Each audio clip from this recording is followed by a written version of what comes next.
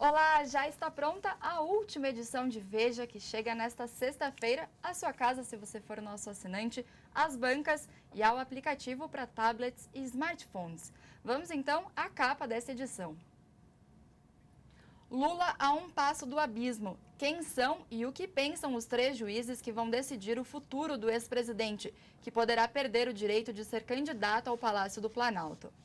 Veja preparou um pacote de matérias sobre o julgamento do ex-presidente Lula, que está marcado para o próximo dia 24, pelo Tribunal Regional Federal da 4ª Região, em Porto Alegre. Essas matérias serão apresentadas aqui no Última Edição pelo editor Silvio Navarro e pelo repórter Ulisses Campbell. Silvio, boa noite para vocês. Eu queria começar com você falando sobre essa enorme expectativa, do julgamento que deve abalar aí toda a próxima semana. Pois é, Nicole. Bom, são praticamente 15 páginas dedicadas a esse dia, ao dia 24 de janeiro, que vai marcar o futuro político do ex-presidente Lula. Será decisivo não só para ele, para a sua biografia, mas também, por que não, para o país, uma vez que ele já se declarou candidato à presidência da República, se a justiça deixar. Na capa de Veja dessa semana, Lula a um passo do abismo, tem 3 rostos destacados. E aí você acompanha aí na sua tela a reportagem de Brasília, 3 homens e um destino.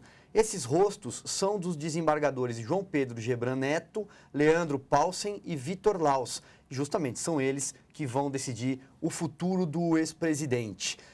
Olha, Nicole, a reportagem ela traça um perfil desses 3 desembargadores e é justamente isso o que preocupa o ex-presidente Lula e toda a militância do PT, que seguramente estará lá em Porto Alegre. Há, inclusive, uma preocupação pelo acirramento dos ânimos.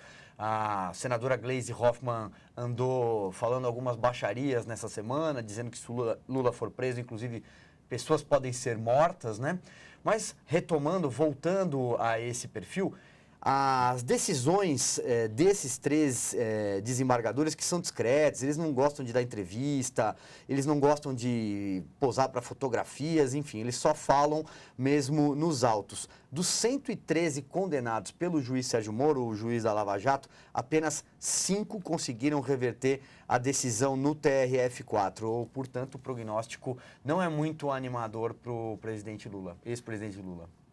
E Ulisses, um personagem também principal nesse próximo dia 24 é o advogado do ex-presidente, Qual é a estratégia que a defesa está preparando?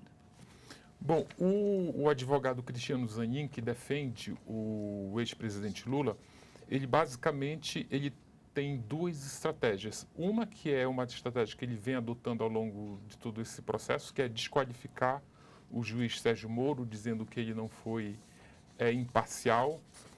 E também investir muito naquela questão que ele bate muito na tecla de que não há provas irrefutáveis de que o ex-presidente Lula se beneficiou de dinheiro desviado de contratos da Petrobras.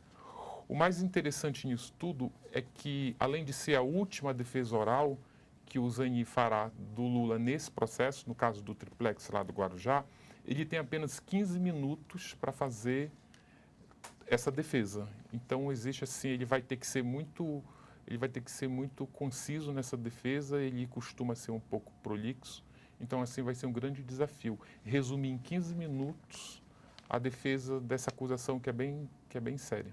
Mas a defesa também está preparando uma manobra, para tentar driblar só esses 15 minutos que eles têm. Cada réu, na verdade, tem 15 minutos. No total, são 7 réus. E um desses réus é o Paulo Okamoto, o ex-presidente do Instituto Lula.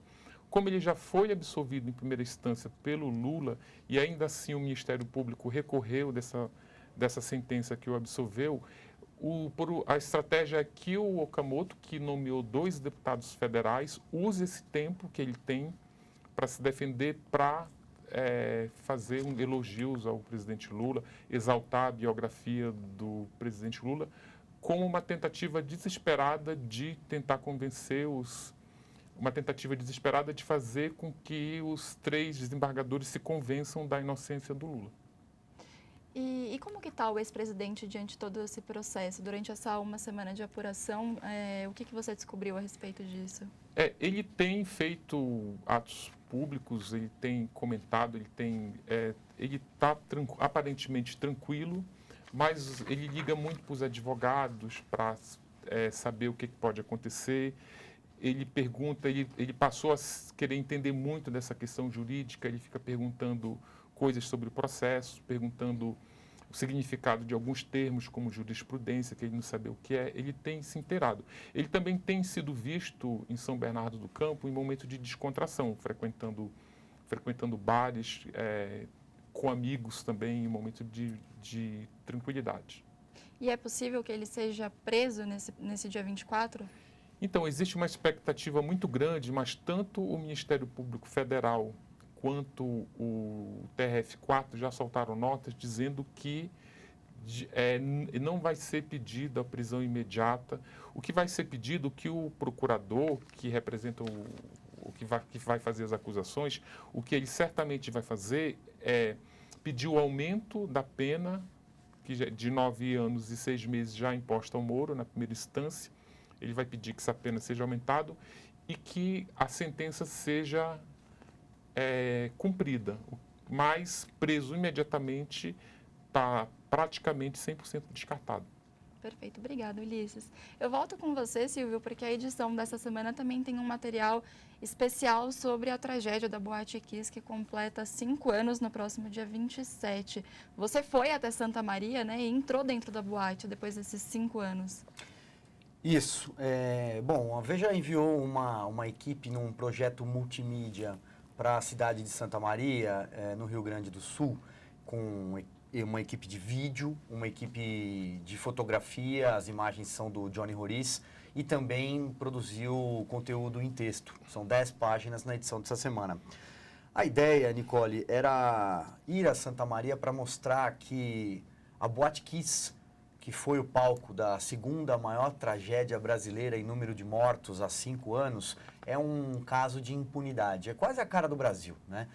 242 mortos, a Polícia Civil responsabilizou 28 pessoas, indiciou 16, mas até hoje, com exceção de 3 bombeiros que foram julgados por um tribunal militar, ninguém foi punido, né? Então a ideia era mostrar que a Boate Kiss é um caso de impunidade mesmo no Brasil. E a equipe de Veja conseguiu entrar na boate, visitar os escombros, né? Um lugar escuro, lembra muito um beco escuro, mas ainda está tudo lá, né? Os restos de fuligem pelos cantos, do forro ainda despenca pedaços daquela espuma que produziu uma fumaça tóxica e asfixiou e matou muita gente. As imagens são duras e com certeza toda a equipe saiu de lá com um nó na garganta, né? E além do texto, então, tem esse mini documentário, né, que será disponibilizado no site de Veja e também nas nossas redes sociais. Então, se você quiser acompanhar, estará disponível para vocês esse mini documentário. E, Silvio, para além dessa questão da impunidade, também vocês conversaram, né, com as pessoas cujas vidas foram brutalmente afetadas por essa tragédia. Foram estraçalhadas, né? A nossa equipe entrevistou tanto pais e mães e familiares que perderam seus filhos, quase todos ali na casa dos 20 anos, alguns menos. Entrevistou sobreviventes, entrevistou também delegados, autoridades, muita gente cuja vida mudou depois da Kiss. Mas é dos pais das vítimas que vem ali um grito de indignação e uma briga com o Ministério Público gaúcho, especialmente com os promotores que investigaram o caso em Santa Maria. Porque os pais acusam os promotores que atuaram no caso de uma espécie de um conluio, de terem sido coniventes com todo o processo que antecede um incêndio, com o rebaixamento do teto da boate, com a instalação dessa espuma de poliuretano, que, como eu disse, virou uma fumaça tóxica. Então, os pais partiram para cima mesmo, revoltados contra os promotores. E os promotores acabaram processando esses pais por calúnia, por difamação, porque não queriam que seus rostos estivessem estampados nas ruas da cidade, na fachada da boate. Então, sobretudo, como você lembrou bem do vídeo, é um documentário de 11 minutos. Mais uma vez, queria convidar vocês a acompanhar. Está disponível em veja.com e também nas nossas redes sociais. Você nota esse grito de indignação, essa queda de braço com o Ministério Público. É um caso bastante difícil, viu, Nicole? Que, como eu falei no começo do programa, dá um nó na garganta. E depois de toda essa apuração, é possível que ainda algo seja feito contra essas pessoas? Do ponto de vista, alguns casos ainda correm na esfera civil, na esfera administrativa, mas do ponto de vista do homicídio, somente 4 réus ainda podem ser punidos. São os 2 donos, ex-donos da boate, e 2 músicos, inclusive um deles o que acendeu aquele sinalizador no palco durante uma música, né, durante a apresentação, que acabou culminando no incêndio.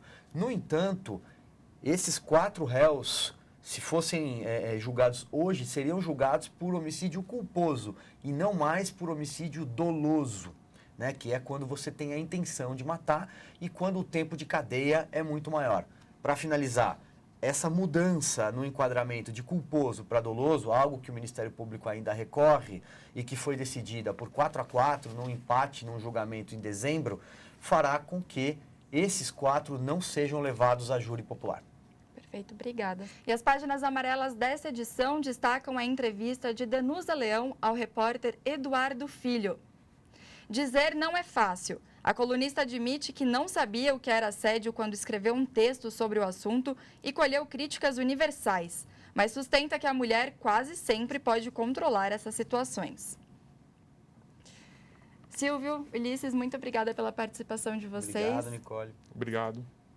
E uma ótima leitura para você. Até a próxima.